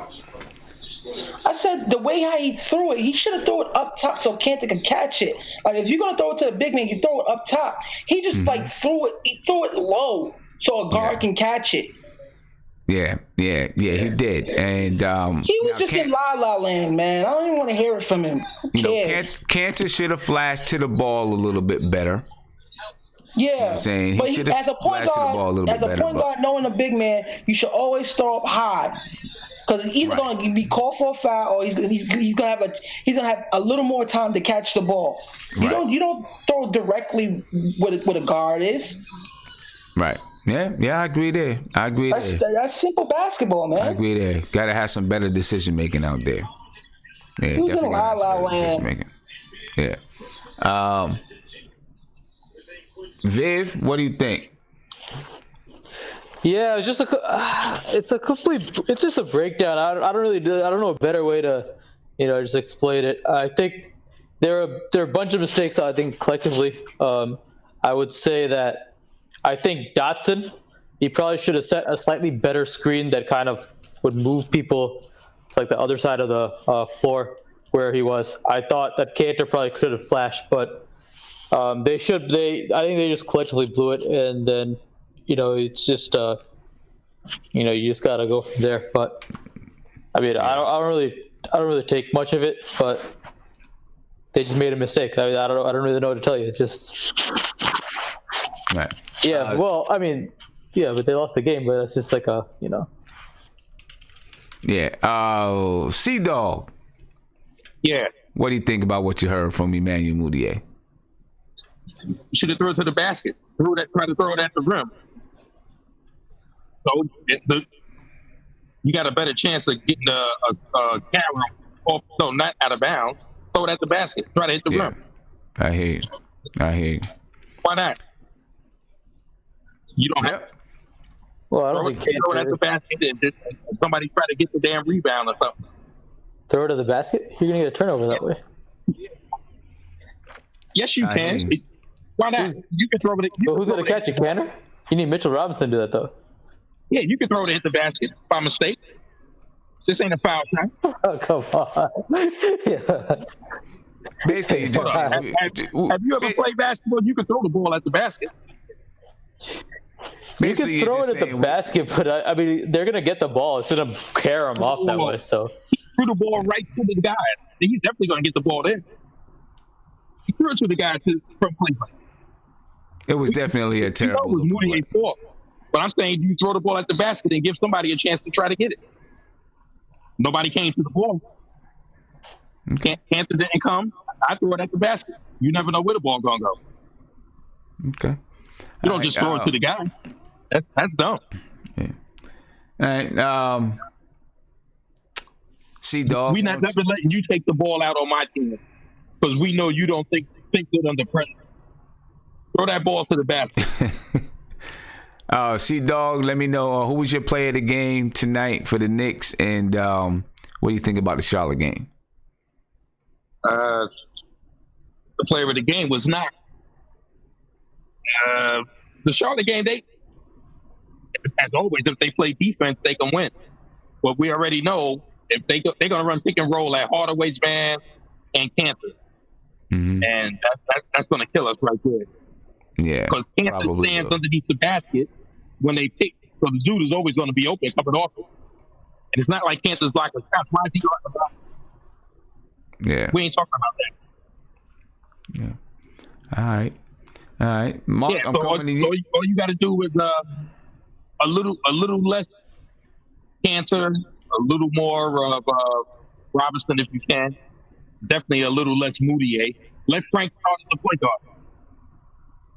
Okay. All right. Frank should be starting. Let Mudiay come off the bench. Get that defense out there. Yeah. We'll see. I don't think he's gonna have any lineup changes coming up, but we'll see what happens. Mark, why don't you take us on out of here, man? Let me know who your player of the game is, and then what you think about the Charlotte game, and then we rocking it out of here. Game. Could you play that clip with Knox dunking and Fizdale pumping up his chest? That's my play of the game. And listen, let's just try to guard Kimba as best as possible, please. Because he always cook us on the pick and roll. And man, listen, we're going to play the best that we can, but just try to contain Kimba. But my play of the game is that Knox dunk and David Fizdale's reaction, the way how he pumped his chest. I got out my seat for that one. Okay. I was pumped for it too, and I love the way he pumped his chest and came in. And Frank just chucking up shots too. He was just chucking up shots. I like that because he could shoot. Okay. If it goes in. If he stays in. Those three players. If it goes in. If he stays in rhythm, he stays in rhythm. That's the whole thing about shooting without thinking. Is you're in rhythm. But That's the whole thing. He's been putting him in. He's been putting him in the corners. All his threes is coming from the corners, and I think that's great for him to get his confidence up. So when anytime else he's on the floor, he know that he can make the 3-point shot because he's been making them decent in the corner. Yeah. All right, hey Mark, give me your last words, man. I'm gonna come around. Give me your last words. We about to head out of here for the night. All right, my last words is good game tonight. Muday's a clown. I don't care for him, man. Just listen, man. Get back Trey. Listen, we have to stop bringing up Trey Burke. He's not gonna be here. He's in a nuisance, man. I'm just tired of hearing his name. Don't bring him up in this chat, please. Stop it. No more, please. All right, man. And then end the show. End the show on that. Stop. Peace.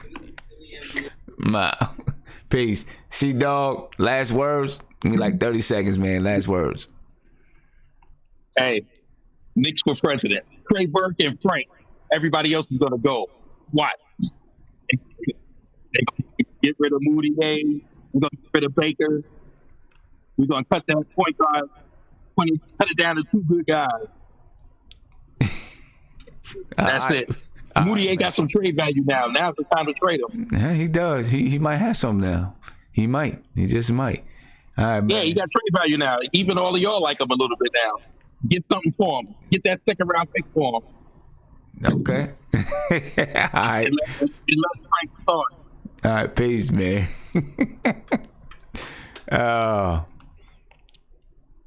It's on you, man. Yo, no more Trey Burke. I'm rocking with that. They said his new name is Trey Burke. Oh boy, I'm with it. Trey Burke. That's fine.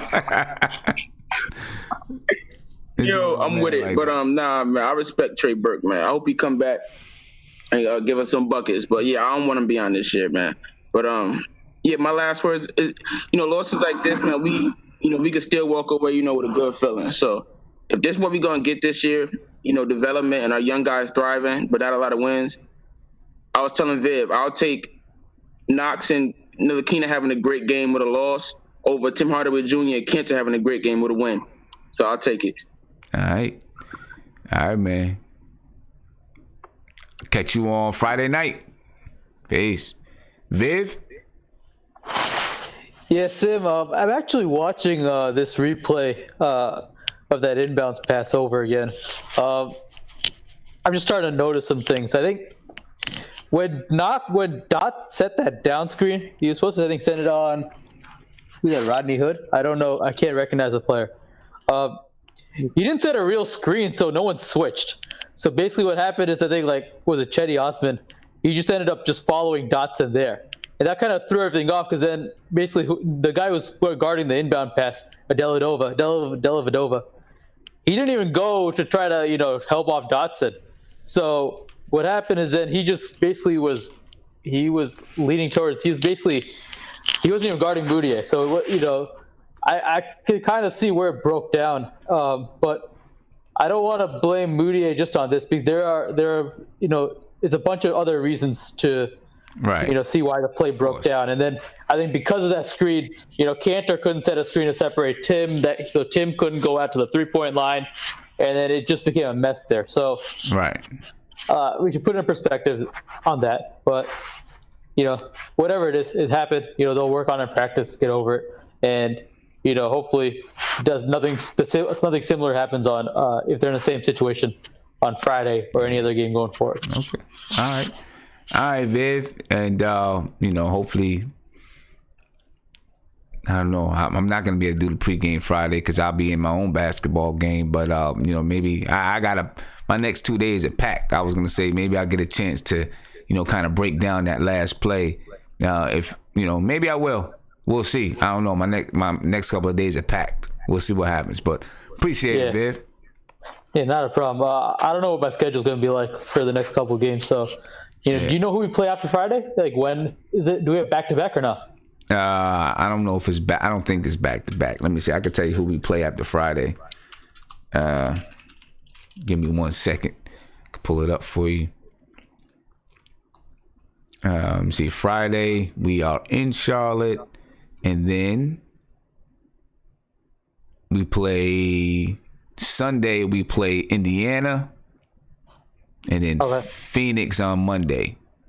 Oh, so the back-to-back Sunday to Monday. Okay, fine. Yeah, so Sunday's game is in Indiana, is at Indiana, and then Monday's game is home. Okay. Yeah. Okay. All right, man. All right. I'll catch you in one of the. I'll probably be in the YouTube chat if anything. All right, cool. All right. Peace. Nate. Save the best for last. Your last one up. Oh, man. I mean, obviously we want to see wins. I'm not a tankster-wankster like some people are. I want to see this team win. But I'll tell you what, the light bulb has gone off for Ntilikina and Knox. I see two different guys on this team. And it excites me because Knox is only 19, Ntilikina is only 20. I mean, the future's so bright for this team. There's so much potential on this team. You talk about those two. You talk about Schreier. You talk about Dotson, Mitch Robinson. Man, you just imagine when KP comes back, man. I mean, we're going to have a squad.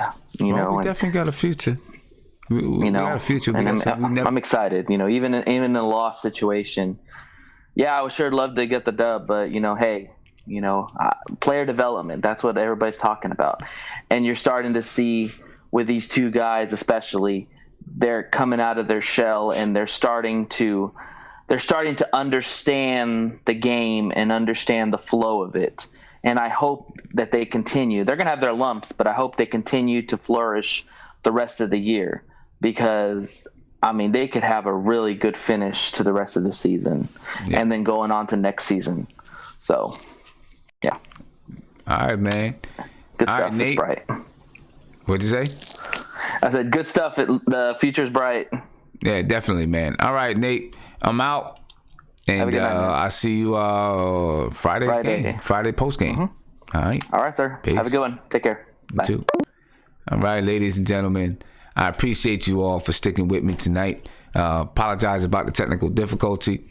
My player of the game is Kevin Knox. Love what I see from Kevin Knox. Brought the energy, especially in the fourth quarter. Brought that energy. And I think, you know, this is the Kevin Knox that we wanted. This is we're getting him. I think we're getting him. I think he gets it. You can see it. He gets it now, and he's not afraid. You know, and I think we're gonna get this from him. He's gonna have bad games, obviously, but I think we're gonna get this from him for the rest of the season. Knicks versus Charlotte. I got the Knicks taking the loss. I think they put up a better fight, but I got them taking a loss. I don't know how much more to say about that. Anyway, ladies and gentlemen, I'm out of here. There's not going to be, there'll be a pre-recorded post game for Friday. We'll see how that works out. But other than that, I'm out. Peace.